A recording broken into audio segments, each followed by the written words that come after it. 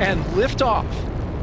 நிலவிற்கு அருகே செல்லும் முதல் பெண் 50 ஆண்டுகளுக்கு பிறகான பயணம் என உலகின் மொத்த கவனத்தையும் தன் பக்கம் திருப்பி இருக்கிறது நாசாவின் ஆர்டெமிஸ் 2 திட்டம். 50 ஆண்டுகளுக்கு பிறகு மனிதர்களை நிலவின் அருகே அனுப்பும் இந்த 10 நாள் விண்வெளி பயணம் அமெரிக்காவின் புளோரிடாவில் உள்ள நாசாவின் கெனடி விண்வெளி மையத்தில் தொடங்கியது. இந்திய நேரப்படி அதிகாலை 4 மணியளவில் ஆர்டெமிஸ் 2 திட்டக்குழுவின் தலைவர் read Wiseman, pilot Victor Clover, சிறப்பு பணியாளர்கள் கிறிஸ்டினா கோக் மற்றும் ஜெரமி ஹன்சன் ஆகியோருடன் ஓரியான் விண்கலம் நிலவை நோக்கி புறப்பட்டது.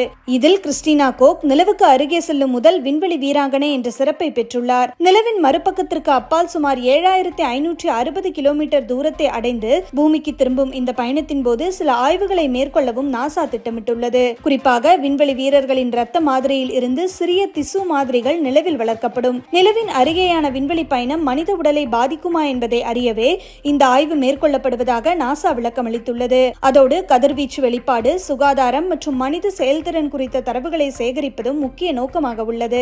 அடுத்ததாக நிலவில் மனிதர்கள் தரையிறங்குவதற்கும் அங்கு ஆராய்ச்சி நிலையம் அமைப்பதற்கும் ஆர்டெமிஸ் 3, 4, 5 திட்டங்களையும் நாசா வடிவமைத்து 2028 செயல்படுத்த திட்டமிட்டுள்ளது.